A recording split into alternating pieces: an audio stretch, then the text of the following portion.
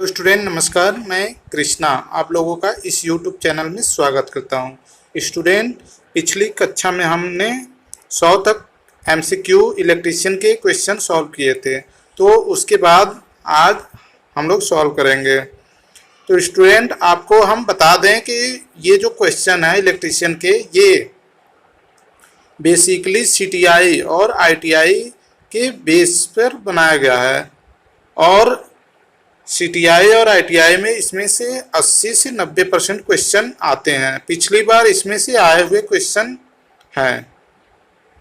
तो स्टूडेंट, आप लोग इसको रिवाइज करिए, इसको कम से कम 10 बार रिवीजन करिए। जितनी बार आप रिवीजन करेंगे वो चीज़ें माइंड में बैठ जाएंगी और आपको परीक्षा में आसानी होगी। स्टूडेंट, क्योंकि इस बार सीबीटी टाइप क्वेश्चन होने वाले हैं, तो आप लोग उसी टाइप के क्वेश्चन आप लोग सॉल्व करिए। अब आते हैं हम लोग डायरेक्ट क्वेश्चन पे। तो इसमें निम्नलिखित प्रतीक चिन्ह ये किस चीज़ का आपको दर्शाता है, तो इसमें से आपको बताना है। तो 101 का कौन सा है, इसमें आपका पहला सही है।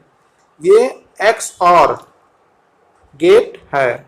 एक्स और ये है कि आर गेट होता है, और में अगर हम एक्स और लगा देते हैं तो ये एक्स और गेट हो जाता है।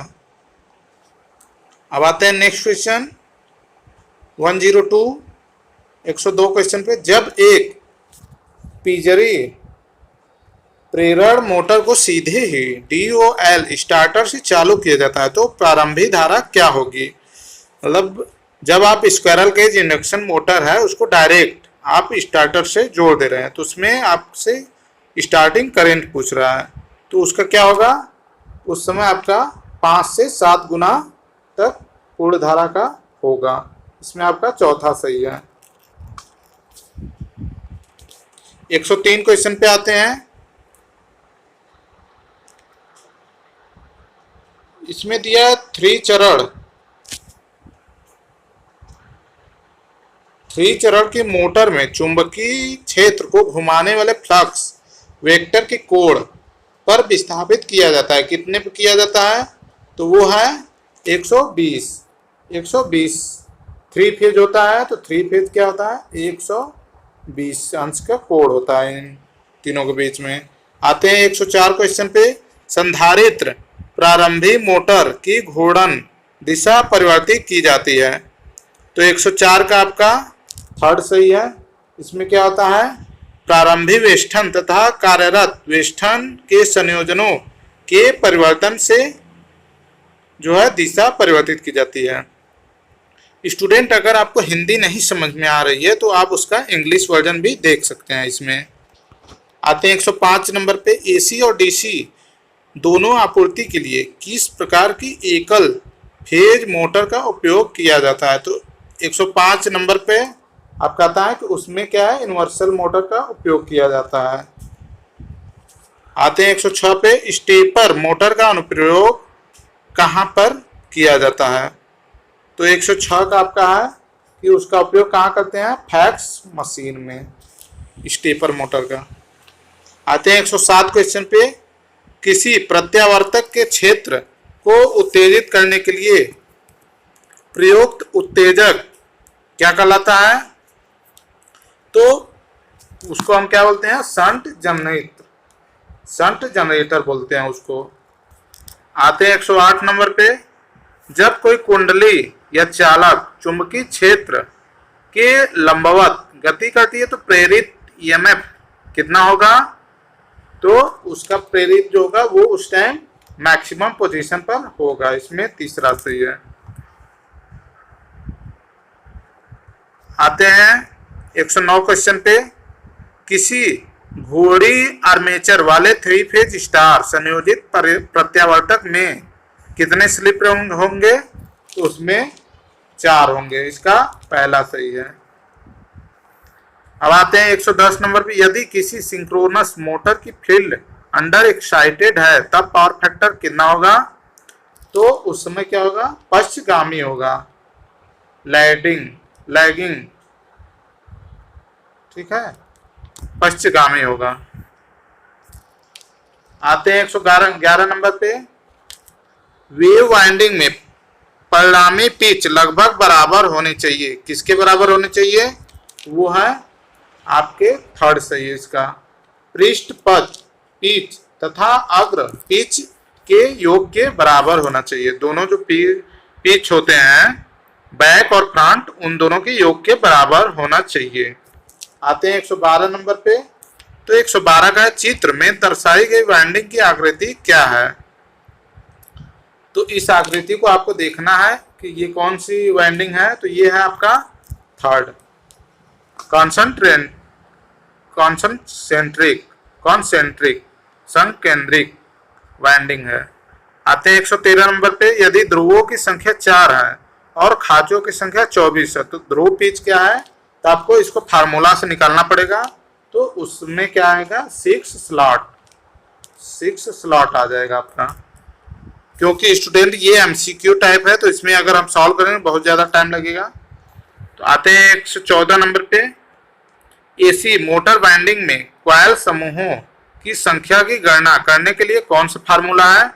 तो ये 114 का क्या है? थर्ड सही है आपका। फेज की संख्या जो है, पोलो की संख्या, इन दोनों के जब गुणा कर देंगे तो हमें प्राप्त हो जाएगा कॉइल समूहों की संख्या। 115 नंबर पे आते हैं। यदि इनपुट एसी वोल्टेज 30 वोल्ट है और अर्ध तरंग दिष्टकारी का उत्पादन डीसी वोल्टेज कितना होगा, ये आपको बताना है। तो वो होगा 13.5 वोल्ट। तीसरा सही है। आते हैं नेक्स्ट 116। सेतु दिष्टकारी में आउटपुट पर रिपल आवृत्ति कितनी बार इनपुट एसी आवृत्ति से अधिक है? तो 116 का आपका कौन सा? दोगुनी। इसका तो दूसरा सही है, सेकेंड, दोगुनी होती है।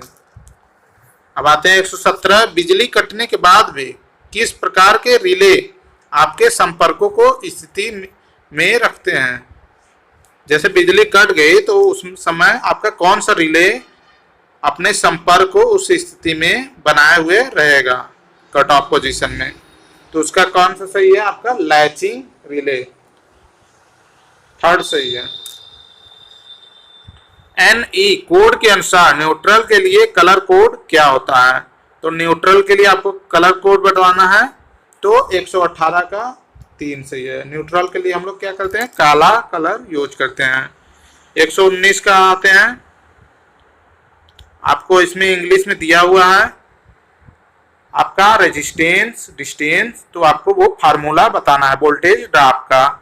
इसमें तो आपको वोल्टेज ड्रॉप का फार्मूला क्या होता है? इसमें आपका पहला सही है। वोल्टेज ड्रॉप जो होता है 2RLI होता है। आते हैं 120 नंबर पे। विद्युत स्त्री जो प्रेस होता है उसमें दाब प्लेट का कार्य क्या होता है? तो उसका कार्य होता है तापक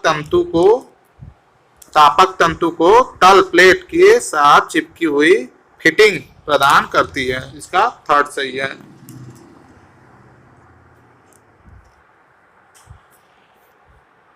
आते हैं 121 नंबर पे।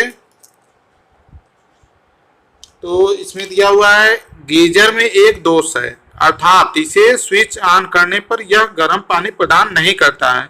इस दोष का कारण क्या हो सकता है?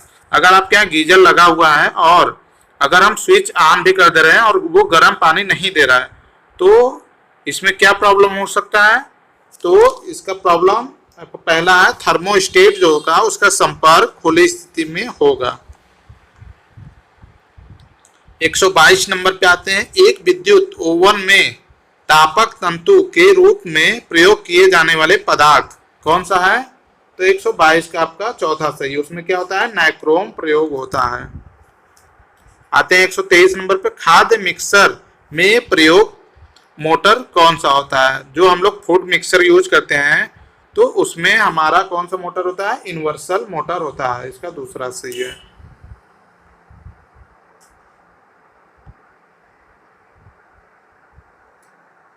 आते हैं 124 नंबर पे। औद्योगिक पावर वायरिंग के लिए अपनाई गई वायरिंग की प्रणाली कौन सी होती है?